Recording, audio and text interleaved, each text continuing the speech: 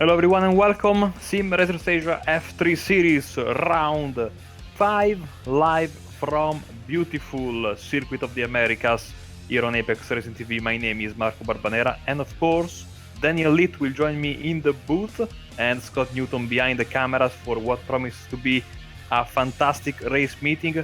Daniel, hello, and nice to have you back in the booth. Yeah, good evening, Marco, and to all the viewers out there. Great to be back, and very much looking forward to seeing the the Formula 3s in action around Circuit of the Americas. Absolutely, and the 50th anniversary of the moon landing, and we are, I think, in almost the perfect place. We are in Texas. We are not in Houston, but we are in Austin, and certainly the perfect place to be as we are waiting for the cars to end their qualifying run. And as you can see, the weather right now, 20 degrees air temperature, and the track has cooled a bit. It was 43 in qualifying, now down to 35 for the race session. So race 1 of 2, as you see the cars there on the grid, and here we go with the starting grid then. Rolling start as per usual, and it should come in your screen right now. Here we go. So the pole sitter is going to be Muhammad Ibrahim in second place, Muhammad Alif, then Kim Jong-min, Tai Kim in fourth, Ayman Azik, then Jaisrin Jali, Matt Morris, Mark Winter, Abiputra, Steven Bocad, Mark Lang, surprisingly in the Lara today and not in the Lotus. Fuji Startono, Kevin Wang, and rounding up the grid will be Im Jo Uk, so 14 cars, as we are waiting for the short pace lap to begin. You can see we are basically where the small shorter version of the track links back to the Grand Prix circuit, and certainly, Daniel, a racetrack that divides opinions, but I'm sure is going to provide for some great racing, especially if we consider how wide it is, especially in the final part, and it allows for a lot of side-by-side racing. And these cars are a little bit underpowered for the long straights of this racetrack, so certainly slipstream will play a big role in tonight's races. Yeah, definitely. I mean, it's a very long circuit, 3.4 miles, 130 feet of elevation change between turn number 20 and up to turn 1 there. So it's a circuit with a lot of variety in it. It does, as you say, divide a bit of opinions. Not everyone's maybe a massive fan of the track, but I think it still delivers some great racing, especially when you look at dropping down through turn 1, almost down through basically to turn 11. That first half of the racetrack very, very requires a lot of commitment to get through there cleanly and efficiently. And I think even though the cars are maybe a little underpowered, still with the downforce and the wings that they do have on them, should be able to generate plenty of downforce to get through there quite quickly. We see the pole sitter, the front row, 11 and 33. The pace car is almost off. I got caught off guard, but still we have the long multiple apexes turn here that will bring us into the final portion of the racetrack with the two dreaded left-handers we saw in the IndyCar Grand Prix earlier this year. Around this racetrack, that the track limits were not as strictly enforced as in F1, so cars were going very, very wide. This is not going to be possible too many times today because of the incident limit. As we say hello to all the viewers, the lights are out, pace car pulls to the left. Very, very, very, very, very slowly into the final corner.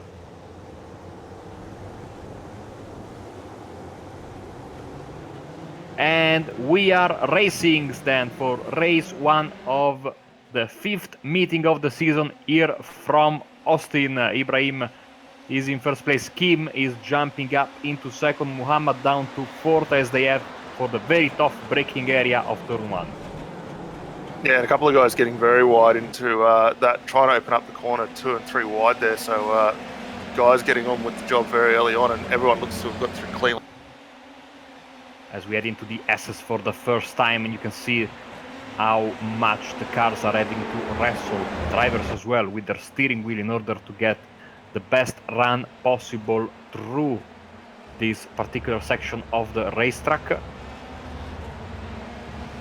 as on your camera right now is Eracing for Wild Motorsport, sitting in P7 right now, and under pressure from Putra and Winter. And see now the very wide corners in the second half of the circuit will certainly start to play a part in the battles, because there are many ways the drivers can interpret, and many lines they can take through the corners, as we see. Unfortunately, Fujisartono starting only right now from the pits because of a disconnection issue apparently.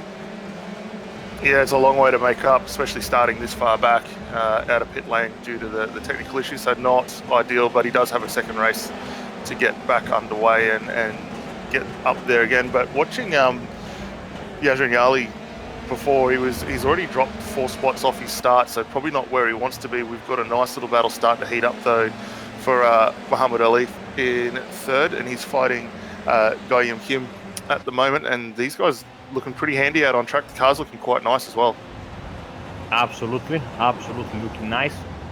Now heartbreaking, the discs begin to glow as they head into the final corner, and of course first lap in the books, 20 minutes race 1, 25 minutes race 2. Top 8 will be reversed. And once again, this first corner, great job by all the drivers to avoid any unnecessary drama in the first corner of the first lap. So easy, many drivers, even among the professionals, F1, IMSA series and all the other categories that come through here, having big issues with that particular corner. And that this track in particular, I think, Daniel, I don't know which setup you are running, but driving the Ferrari Challenge this week around here, I notice how important it is to have 3 monitors or virtual reality, because from my single monitor, even with a large FOV, it's very tough to get the apexes of some of these very wide corners. Yeah, absolutely. I think visibility is key around this circuit, being able to get the car as close as possible to the apex without obviously hitting the yellow sawtooth there. But the more you can run around here, you do tend to build quite a nice feel up. Muhammad got a beautiful draft here, closing up on the back of Kim down the inside. Very textbook move. Did lose the rear though. And he's around.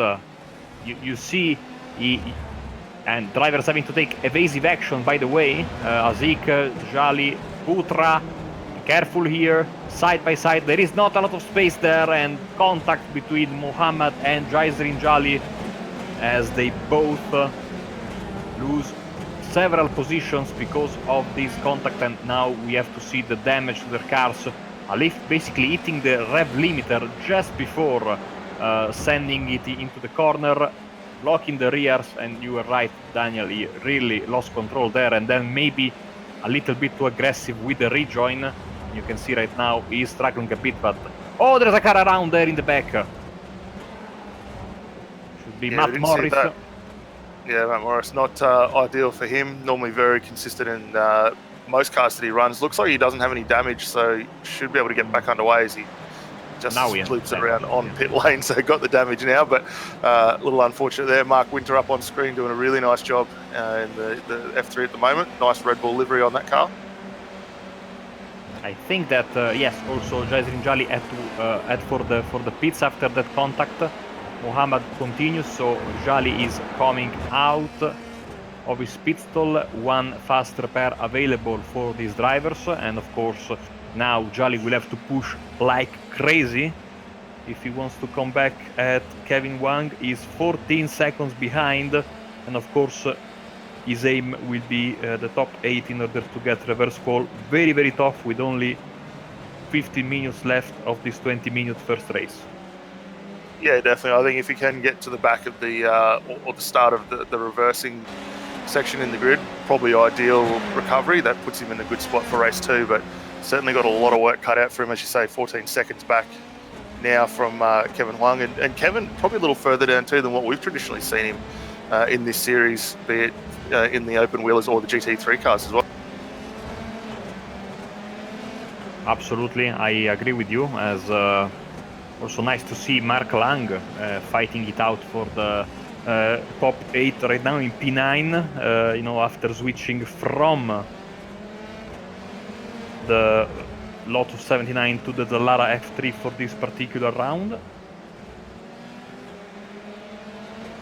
Yeah, I did note. I was going to say, we did note with Scott earlier on about the change for Mark, so nice to see him jumping up into the Dallaras as well, and that gives us a complete grid of Formula 3 cars at the moment. Oh, Mohammed is in the pits, so that damage was probably too much for him. He tried to go for one more lap, but apparently decided this car is too wounded and needs to get that fast repair in.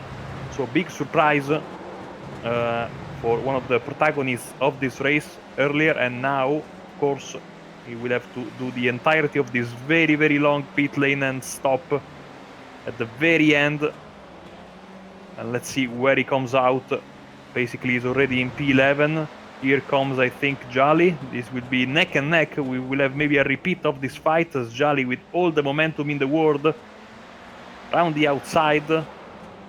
And he gets the move done.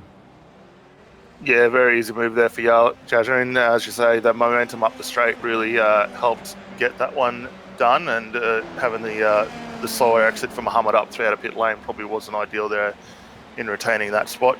Yali still starting to close in actually a little bit on Kevin Hung last time by. A little bit slower, obviously had that pit stop, but overall consistency through the sector times very, very strong at the moment. Abhi Putra on your screens right now, being put under pressure by Mark Winter, as he is defending P5 from the red machine behind him. Like I said, the nice Red Bull livery there.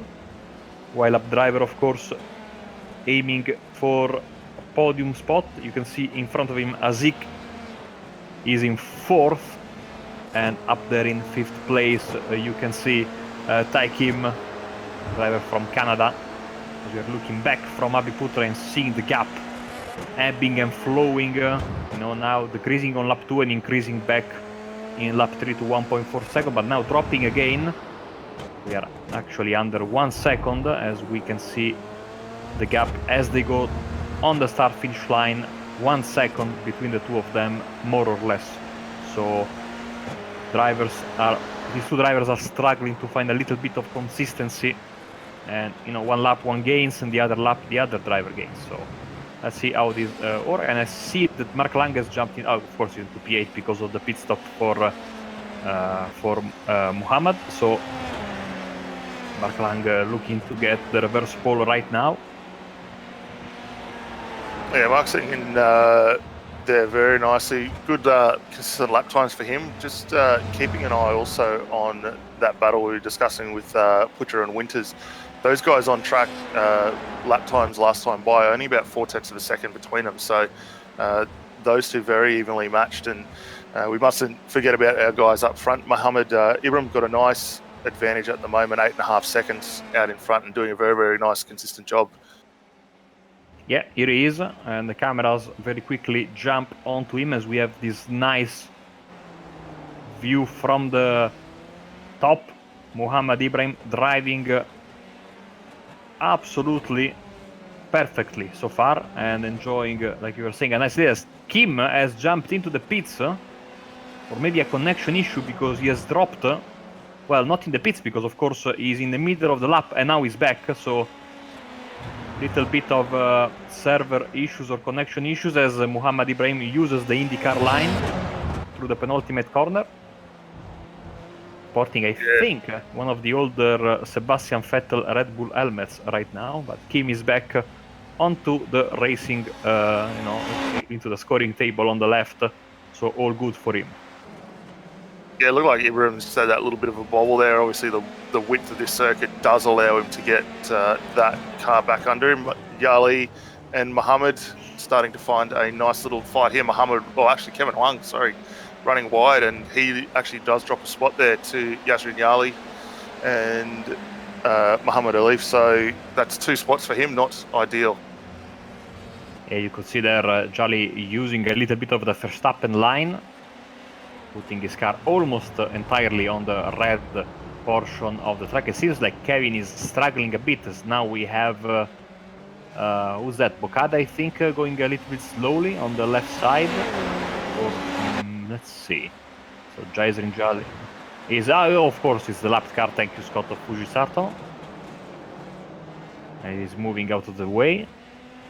Tough race one for him. This connection just as the group was gridding and of course losing a lot of time into getting back to the server, of course, and now one lap down, all to do in race 2 for Fujisartono, as Morris gets his personal best 209.6, but sadly for him he's in P13 and 26 seconds away from the car in front of him, Kevin Wang.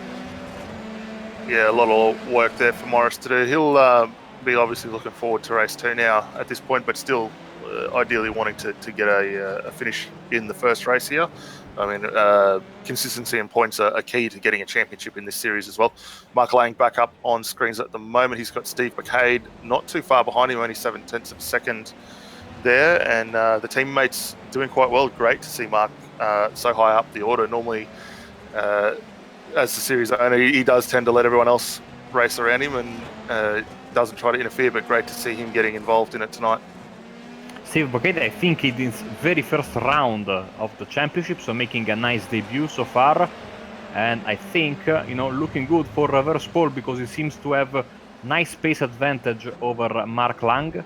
Let's see if he's going to force the issue on his teammate there, and how hard, we're right in pointing that out, how hard will Mark defend on his teammate. Yeah, I don't think Mark will fight too hard, but got a little bit of lap traffic just in front of these guys as well, which that's Sorrento as well, I believe. Looks like Bacade trying to get down the inside. Don't want to see a touch between the teammates here, and Mark should be able to retain that through the... Yes, especially if you have to change your trajectory for a second and hit those yellow speed bumps, these little Formula cars, I can tell you from experience, will go for a ride. I managed to send a Skip Barber all 4 wheels up in the air a couple of months ago around here, so don't do that. No, not at all. It certainly doesn't do much for the lap advantage. Looks like Bacade down the inside line and pulls it up quite nicely down into turn 11 there. Runs a little bit wide, but more than enough pace to retain that spot. We'll give Mark a nice tow down the back. This is nice for Steven, and now he is in a very good position for the reverse pole. Don't know how much Mark is going to fight him. Next car is Muhammad Alif, and he is 5 seconds behind Mark Lang, so with less than 7 minutes left, seems like unless he makes a mistake, Steven is going to get pole, or at the worst his teammate Mark Lang will benefit. And always nice to have a teammate behind you, as Mark Winter closer than ever to the back of Abhi Putra's car. Yeah, I was just going to note that was really starting to shape up here. Winter's going to have a very nice tow up through turn 1. Maybe go the inside line as he jinks in, but ideally you probably want to take the wider outside line here to get this job done nicely up the inside. Putra doesn't really defend it too hard, and he'll probably set up now down through the S's here and get himself a nice tow down towards turn 11. This first section really requires a lot of flow to get the car through here nice and quick. Absolutely, and Putra will have a lot of, if he can stay behind, and it's going to be big gift, because even in these smaller cars you get a little bit of aero push as you go through these fast flowing corners. And you can see the gap immediately increasing, so the effect of the slipstream will be a bit mitigated because they are not as close as they were earlier. Putra, you can see on the right side of the screen, going through the gears now on the long back stretch. Gap is actually 0.6 of a second, as at the same time looks like Winter will be able to be relatively safe as they head into the corner. Yeah, Winter's got a nice bit of straight line speed in that car at the moment. Putra probably just going to hang back a little bit, keep an eye there and look for an opportunity to get back up. Looks like Steve Bacade's getting himself into another little battle as well. He's really starting to close up on the back of Joey Kim, and another set of teammates here battling again, but Cade's really starting to get the blowtorch on.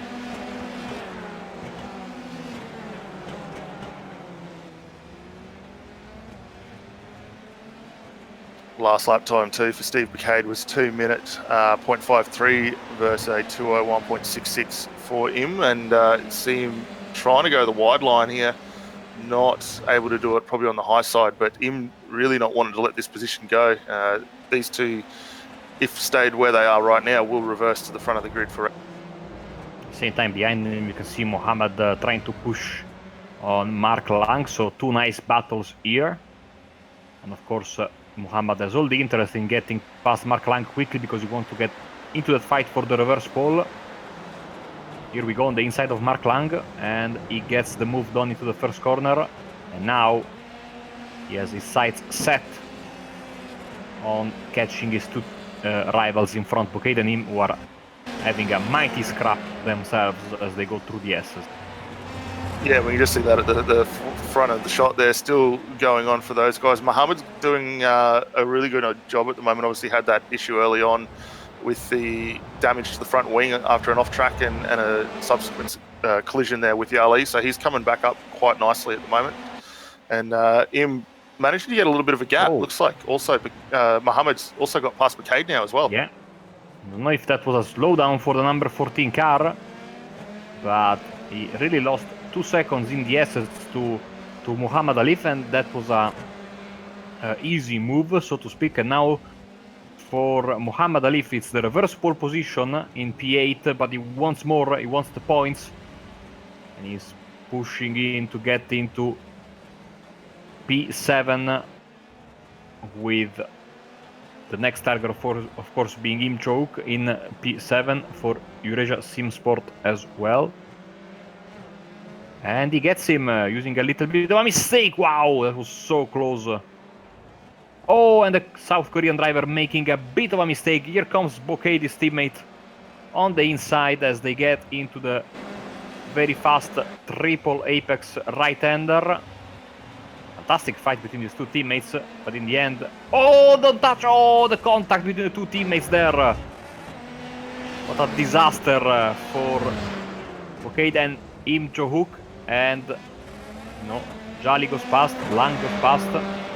Little bit of a disaster, if you ask me, with such little time towards the end of the race.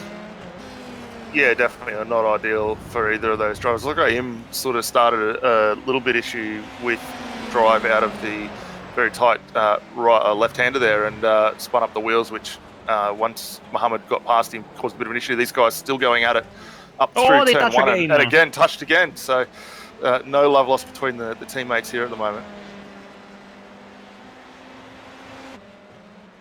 Putra coming back at Mark Winter, as I think we are in the penultimate lap, judging my terrible math skills.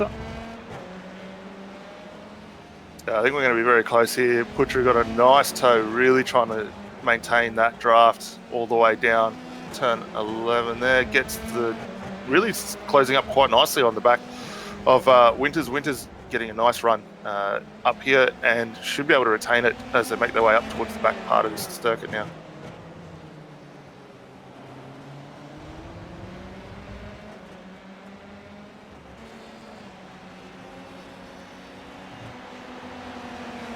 It's an interesting shot here to see the high shot of Winters taking a slightly different line there to Putra in towards the double right-handers.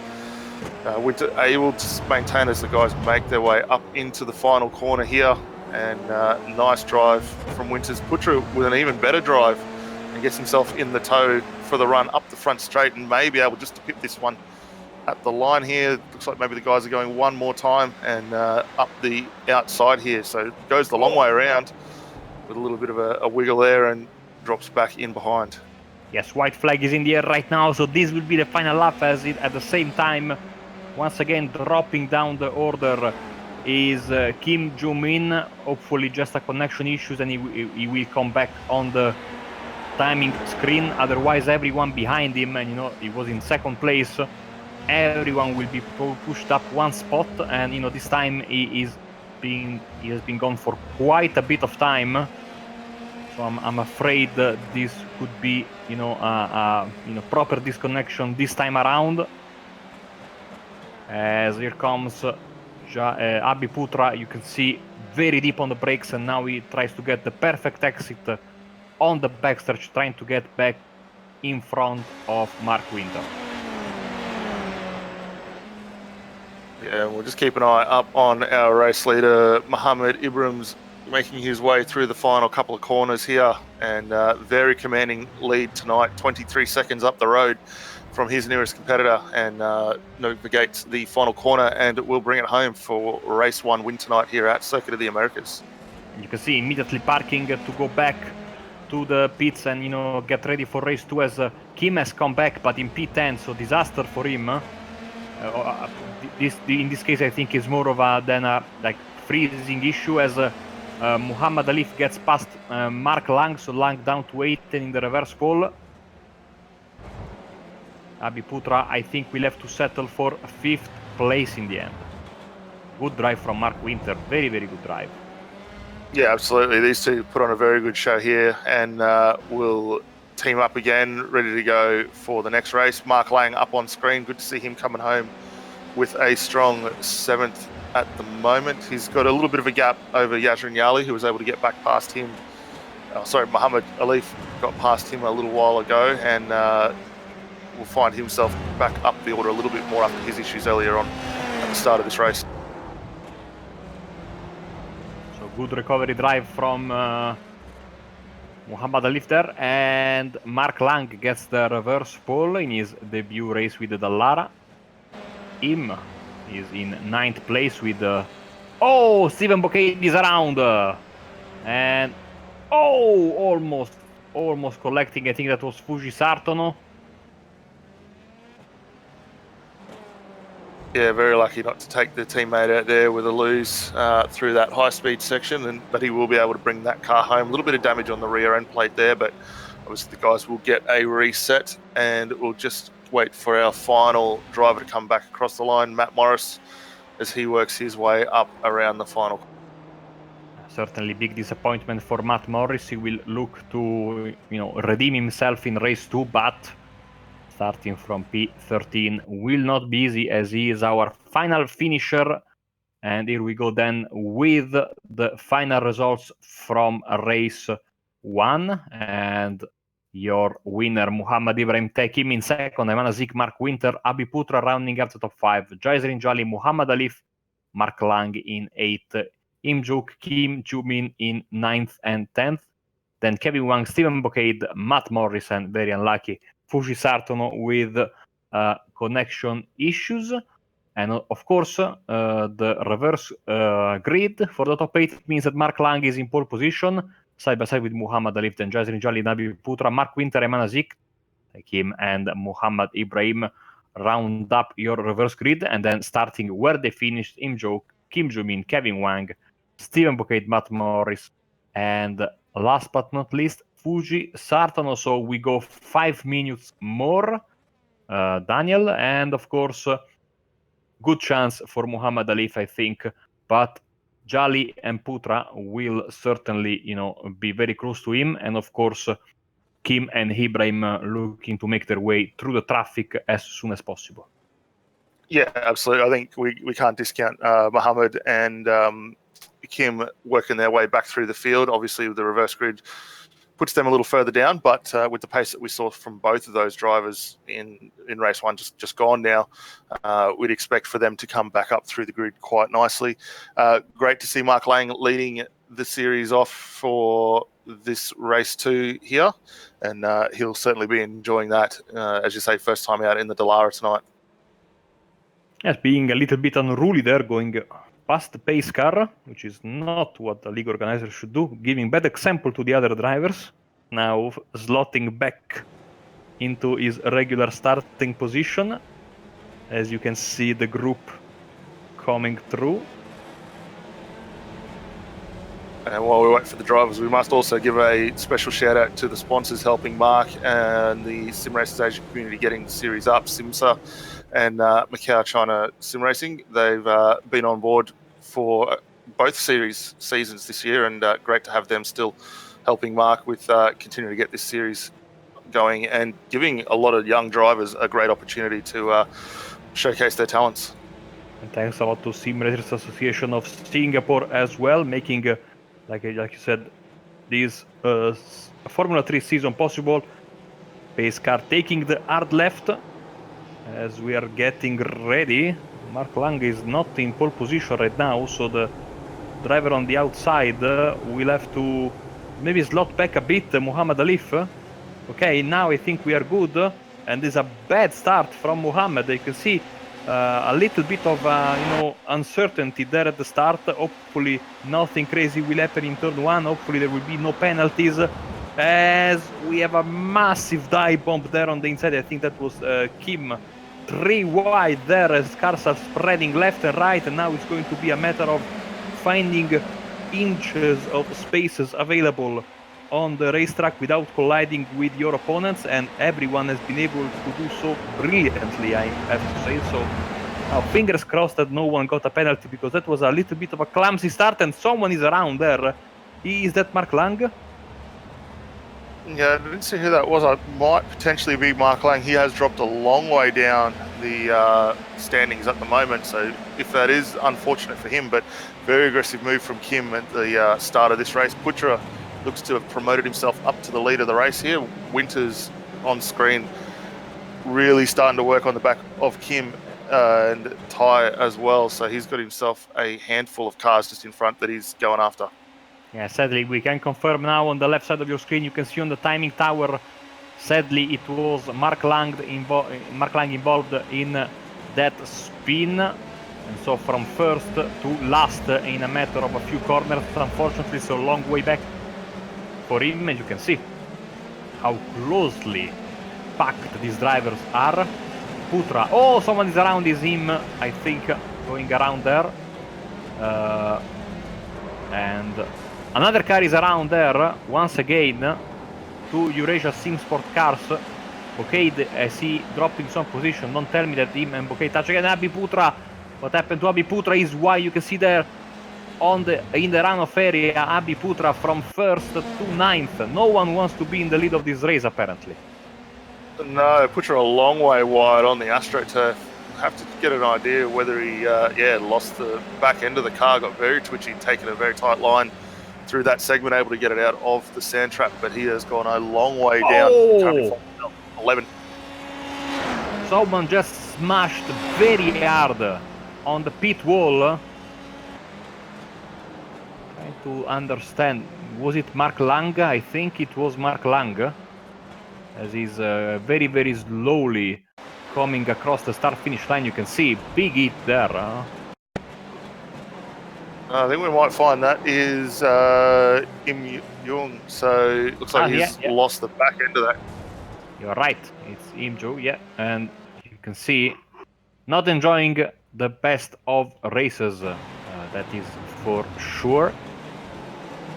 You can see this. Oh, around Jaisrin Jali. What did they put on the tarmac for race 2? Because we haven't seen all these mistakes in race 1, Daniel. Very, very high amount of driver errors in these first couple of laps.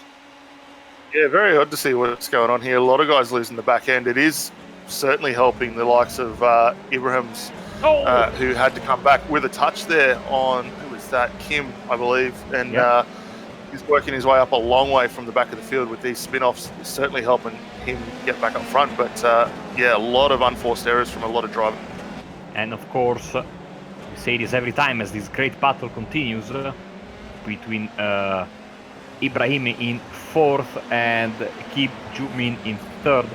Most of these drivers used to, the series running with GT cars, and you could get away with a bit more, in terms of contact. But these cars, little Formula cars, exposed wheels, very, very fragile to, wheel contact, side contact. As Morris is dropping several positions, I'm afraid, after a disappointing race 1, down to P10 right now. He lost 3 spots. As you can see, Kim and Ibrahim side by side in the first corner, with Ibrahim having the inside, and he gets the move done. So these two coming to blows a few corners ago, and seems like now Ibrahim has been able to get back into the podium positions. So now we'll have to go and try to catch Taikim and Mohammed. You can see the Canadian-based driver just in front of him in his all carbon fiber livery. Yeah, very decisive move there from Ibrahim. Was around the outside of turn 1 and managed to keep that momentum. Taikim up on screen at the moment, doing a fantastic job. Must be said, currently running in second, but with the closing gap behind to Ibrahim, and we'll have to see how well he can fight that off. But up front too, Muhammad Ali doing a very nice job, very consistent lap times, and he's got himself a nice 3-second gap at the moment, which he'll be desperately wanting to hang on to and not have a repeat of those little unforced errors that we saw in race 1. Absolutely. Legion of Racers driver leading the way. You can see right now setting the pace. He has the fastest lap of the race so far, and of course being in the lead is a bit easier to do in the second lap, while everyone behind you is fighting or avoiding spinning cars or defending. Let's see the pace now from now on. Especially I want to see the pace compared to Ibrahim's pace when and if Ibrahim is able to get past Taikim, which is not going to be easy, but now seems like Ibrahim has a good run into the first corner. Yeah, the sector will see Ibrahim's try another similar move up through turn 1. Long dive down into turn 1, and they both turn into each other.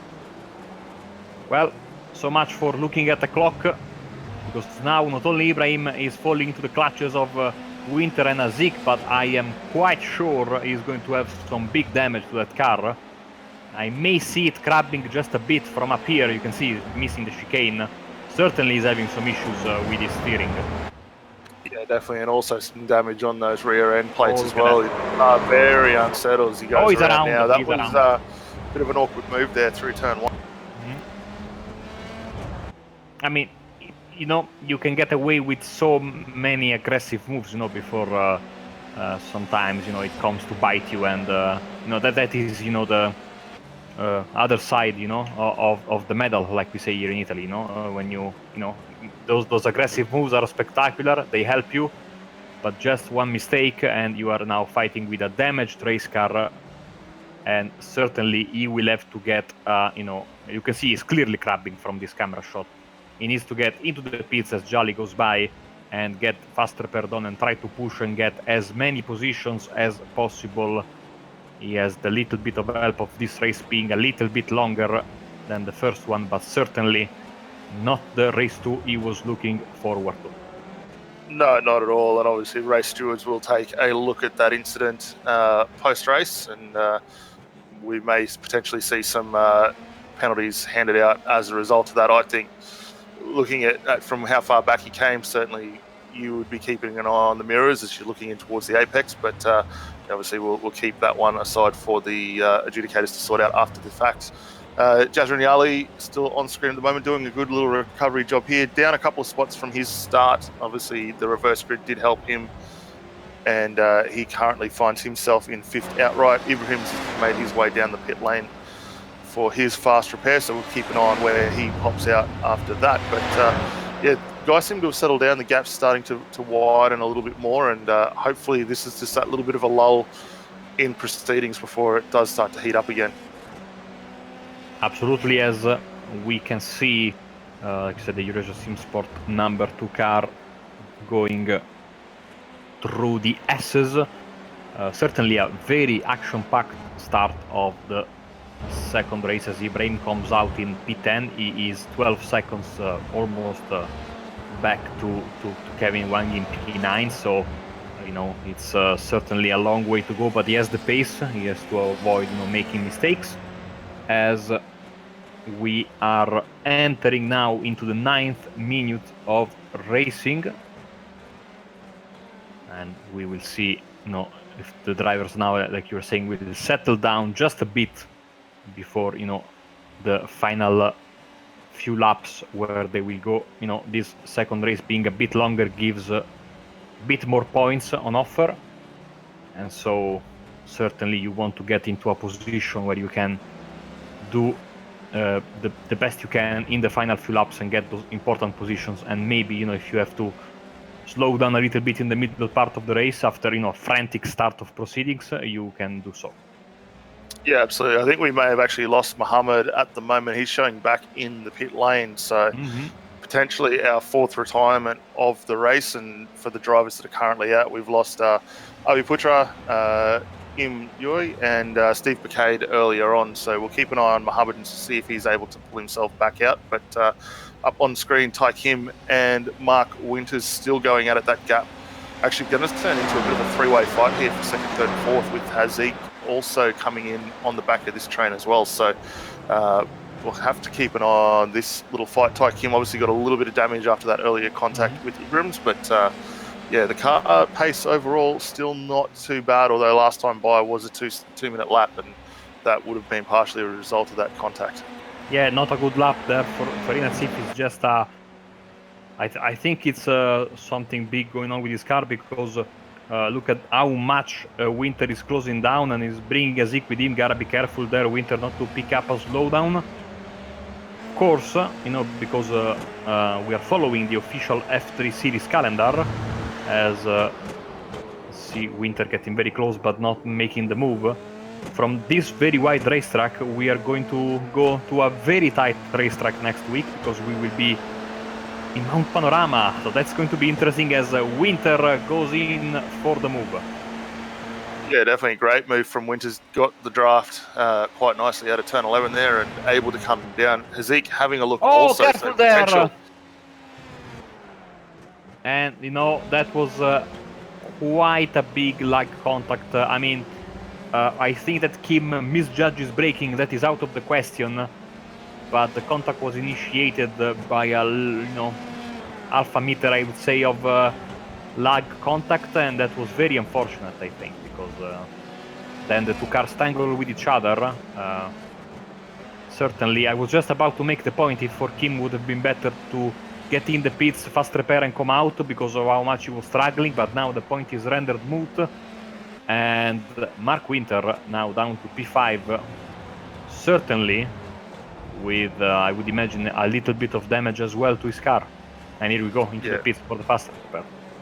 Yeah, I think that's a smart move from Winters, coming in, get that repair fixed up. Looks like Kim managed to go again. I saw him very wide through that final section of corners the last lap by, so he's got a lot of damage on that car now. The front wing really starting to be quite torn up, so he's going to be in all sorts of hurt here. He has got himself Yazrin Yali behind now, who's now closed into under a second. So Yali with a good-looking car should be able to close that gap down very, very quick. We'll have to keep an eye just to make sure there's no further contact, but that'll be another one for the race stewards to review post-race. I think their work cut out for them, the race stewards, after this meeting in Circuit of the Americas. Certainly a very, very chaotic race too. Here comes Jaiser Jali. Then I think Kim has to go to the pits, to get that fast repair, because that car was struggling earlier and now another big contact. So certainly he has to, I think he has a little bit of time to get in and get out. And now look at the run that Jali is having on the inside. Moving out of the slipstream, he can complete the pass before the braking area. It was nicely done by Jali, and I think once more gives us some bigger perspective on the amount of damage that Kim is sporting on his Dallara. Yeah, definitely. Well, obviously at the start of that lap, we saw that the gap of around a second. It's obviously now a pass and a subsequent gap behind that of about half a second. So Kim really needs to come in now, get that car sorted, and try and get back underway, and maybe salvage what he can. If he's unable to do so in the next lap or two, we will see the likes of Matt Morris and Fujisato starting to close back in on him as well. So keep an eye there. Our race leader out front, Muhammad Alif, doing a phenomenal job, 17-second gap. So this is a far cry from what we saw in race one with that little bit of contact, and he'll certainly be enjoying this at the moment with a huge lead over Armin Haziq. Yasser and Yali still in third. We saw having that pass on Tai Kim as well. Now keep an eye on Morris as he's trying to close in on Kim for fourth place. keep an eye on the clock as the drivers go through their laps as we are in the second half of this race. Yeah, keep an eye on the way Morris's car's going through there. He's consistently taking time out of Kim through this whole first section. So that damage that Kim's got certainly not helping him or doing him any favors at the moment. But Morris also bringing Sorrento up with him as well. So is that Sorrento? That's Ibrahim's. Ibrahim's back out on the track as well after his very long pit stop. So he had some additional damage after that fast repair, and last pit stop there for him was 5 minutes. So he's a long way down this order. And I think at this point for Kim, not electing to pit when he had multiple chances to do so, to quote my, fellow compatriot Julius Caesar, the die is cast. So I don't think he's going to, at this point he needs to hold on the track, because the more he stays out, the more time he loses, and if he takes the pit stop, of course he's going to lose even more time. So he's banking on finishing, I would say in a top 5, because he thinks that Sartono is too far behind, but certainly an interesting strategy. It's easier from here to judge the situation, of course, but I don't know about you, Daniel, but I would have gone into the pits maybe after the first contact, certainly after the second contact, so the second half of the race to push like a madman and try to, be on the attack instead of in the defense.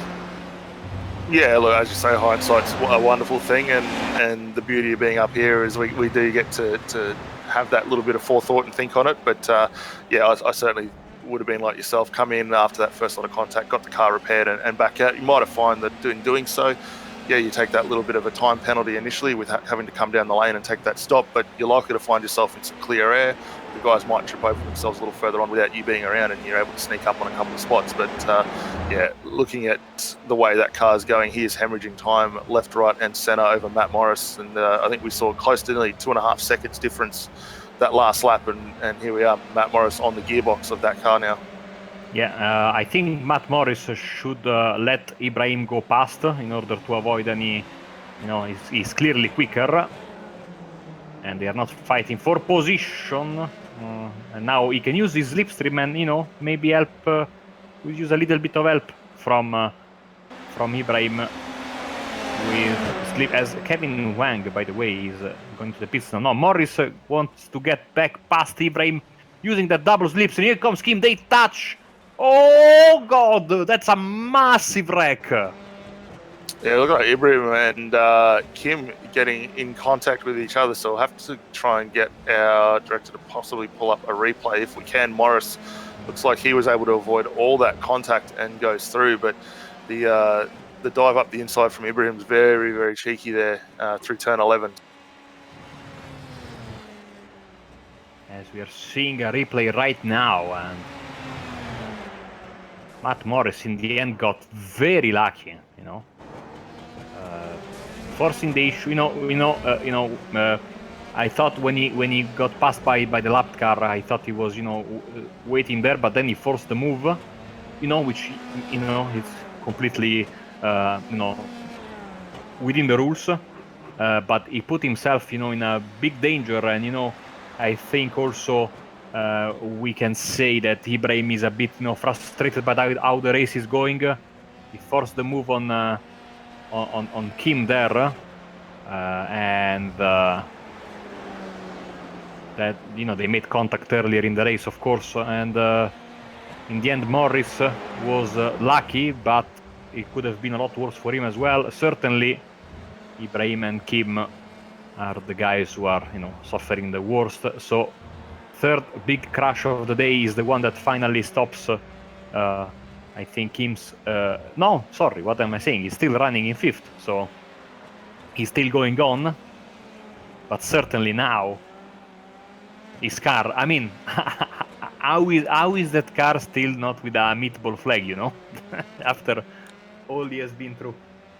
Well, that's it. I'm not too sure. I think the frustration there from Ibrahim was quite clear. He went down the inside and put paid to that challenge, and I don't think we'll see him back out for this race as a result of that. But yeah, I'm very surprised to see Kim going on in a way. I mean, we say the cars are very fragile. maybe they're kind of making us look a little bit bad. We don't have any mechanical meatballs at the moment, or that we can see, and still able to get there. Obviously not looking the best dressed lady out there, but still pushing on, and he still finds himself in 5th, but with a very, very slow car, and Sorrentino still taking a bit of time out of him, but 21 seconds is a long way to pull up. Yeah, especially with only 5 minutes and change left in this race, as Muhammad there at the front is having a nice Sunday drive, or Saturday drive still, because he just set the fastest lap of the race in the previous lap with a 1:55.7, and that is 2 seconds faster than the fastest car on the track in that same lap, so certainly in a league of his own in this second race, and more than redeeming himself after a disappointing first race. Winter is coming through for Fuji Sarton, I think, and is 6th place. And here we go, using all of the front stretch, all of the width to try to make the move. Yeah, Winter taking the very wide line. I think this will actually probably work out a lot better for him, able to carry that momentum down into turn 2 here, and he gets a nice close up, that gap continuing to drop down to 3/10 here. Sorrento just running a little wide and not keeping the pace up here, but this little battle's going to rage on for a little bit while longer with 4 minutes left on. Yes, looks like Winter has certainly more flow through the corners and, linking those bands together. Fantastic run here on the inside. Gotta be careful on that curb, and now the big braking area that brings us on the backstretch. Oh, and Sarton with, I think, from here it looked like a little bit of a late move on the inside, and he is sent into the barriers whilst Winter can continue. Man, the stewards will have a lot of work to do after this race. Yeah, absolutely. It'll certainly make for an interesting debrief next time out at Bathurst. As you said, I think we're heading there next week, so we'll have to certainly keep an eye on the forums and see what the stewards do make of some of these issues out here tonight. But yeah, trying to make a move like that in the braking zone, Sorrentino, not really where you want to be, especially moving a car that late into a corner. So I'm sure there'll be some adjustments come out through the racing stewards afterwards. But yeah, all in all, I think Winter's good. He's still able to continue. The car pace doesn't look too far down on what he's doing as well. And I think we're probably going to find now the remaining 8 drivers will effectively probably fall into that set for the remainder of this race now. Yes, I mean, they have been through a battle, 25-minute battle, well, 22 and a half right now so far, and I'm sure that now, looking at the gaps, yeah, they will take it, hopefully, for them also a little bit easier as we are entering into the final couple of minutes of this race. The race leader is about to finish his 12th lap, so he is going to get the white flag this time around, and this will signal the start of the final lap of this very chaotic, very entertaining, very exciting race to hear from Circuit of the Americas. And of course, don't forget, if you are, an early riser, more or less, in Europe and more so in the US, and of course a fan from the Asia Pacific region, that tomorrow, 10:45 GMT, the Aussie Mixed and Fixed Development GT Series will be here on iRacing, on ApexRacingTV, and it will be live from beautiful Okayama, so certainly you don't want to miss that. No, Okayama and the GT car is certainly a good place to be running around there. I've certainly enjoyed that in the past, so very much looking forward to watching that series on the screens tomorrow night. Amin Haziq doing a nice job, currently second, 25 seconds back from Muhammad Alif, but the car looking quite nice, and he's putting in some still reasonably consistent lap times. Just keeping an eye on where he's been lately, they've been around the 1:57, so not quite to the same extent we're seeing from Alif out front, but the fastest of the rest, or best of the rest, basically in second at the moment. Absolutely, having a good run, and podium is always a podium. Second place, great, especially considering all the carnage that we have had today, all the drama. The guys that can finish and that can finish with their car in one piece are certainly, the big winners. And Azik and Jolly completing the podium. Where is the race leader? Well, he's almost at the end of his lap and getting ready to celebrate another race win this season for Muhammad Alif, Legion of Racers. Here we go. The clock ticks, reaches 25. So this will be the final corner of the race for Muhammad Ali. Fantastic performance in race 2. He brings his Legion of Racers Dallara F3 with the fastest lap of the race in the final lap, Lewis Hamilton style, and he wins in spectacular and dominant fashion. Ayman Azik will finish in second place for YLab in his blue and orange YLab car. Beautiful livery, if you ask me. Here he comes.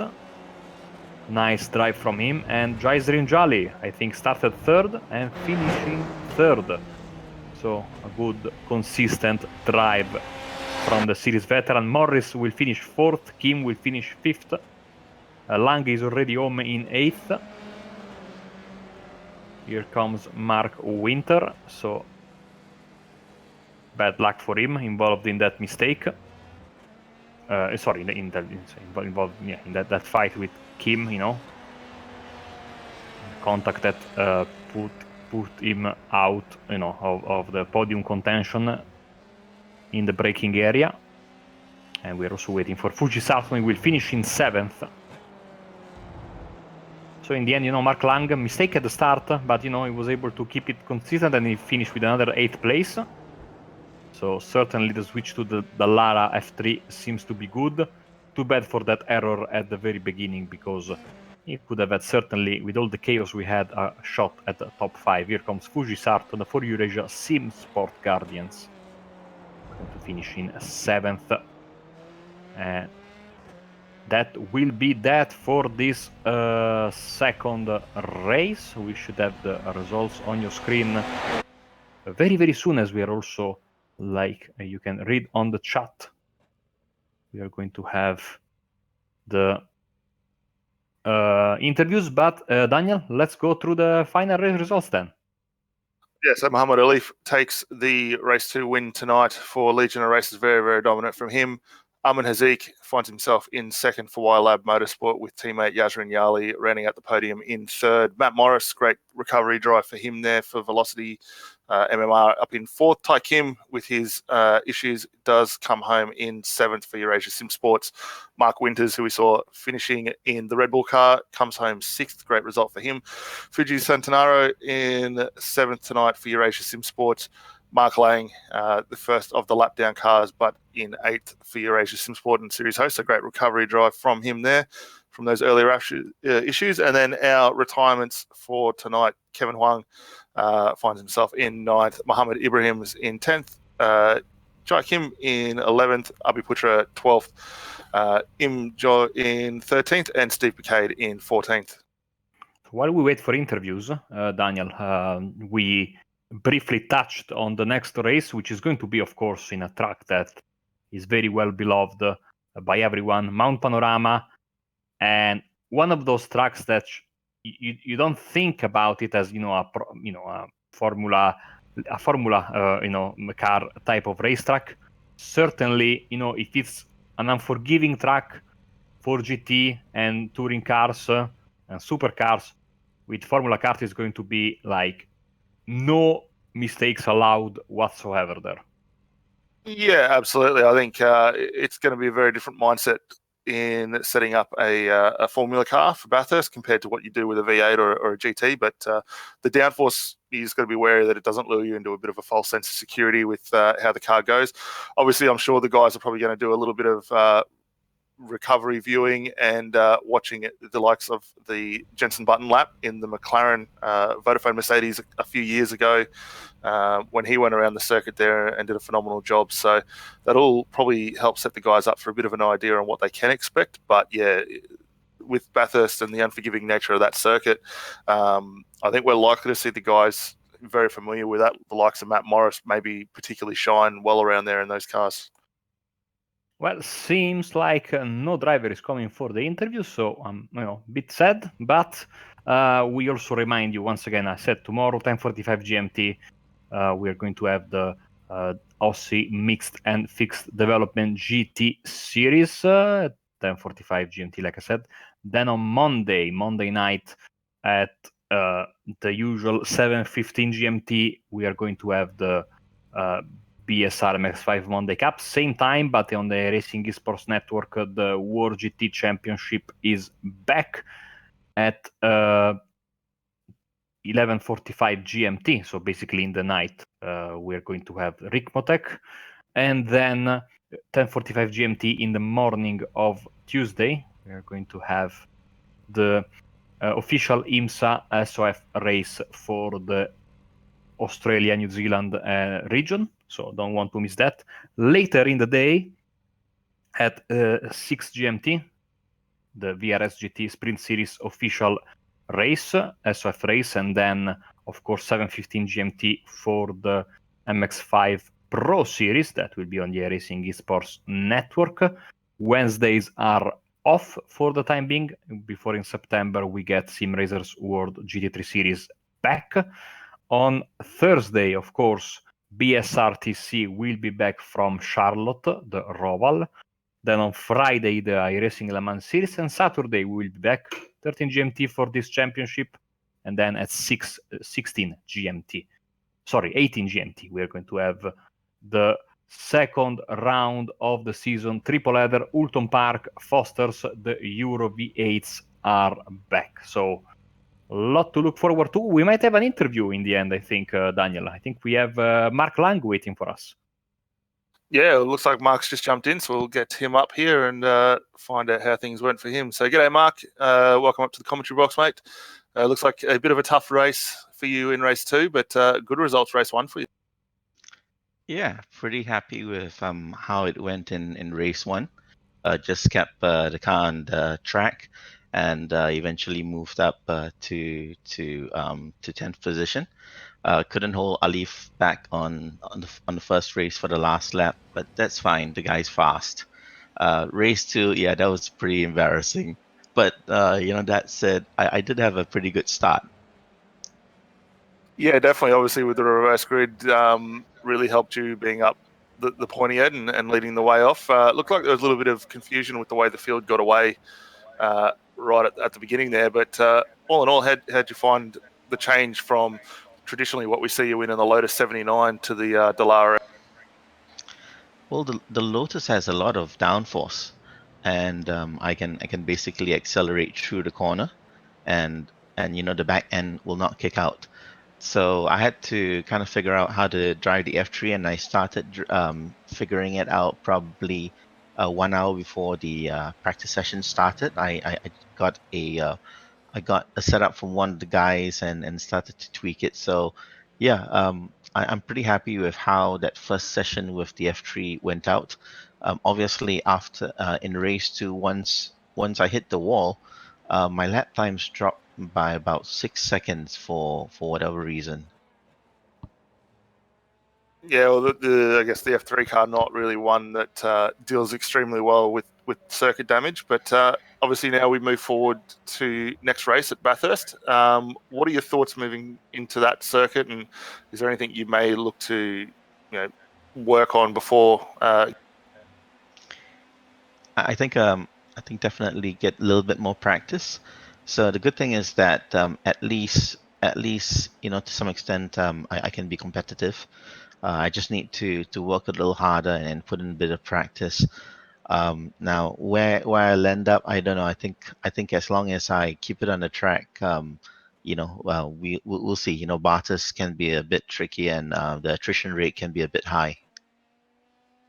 Yeah, definitely. But I think you've been around long enough to get around it. I think you should do quite fine. One thing I think probably we haven't really touched on a lot tonight, the sponsors helping with the Sim Asia series, doing a phenomenal job, and great to see SIMSA and Macau-China SimRacing back again for season. Yeah, for sure. So this season we've had the newly incorporated SimRacing Association of Singapore join as the third sponsor, and obviously, it's great to see all these associations pop up around Asia to support the series. Obviously, what we want to do is get a lot more drivers. Usually, from my experience, getting drivers for the GT cars is a lot easier than getting them for the Formula. But hopefully, interest picks up as drivers, try out the F3 and get used to it. It is a tricky car to start and to switch from GT.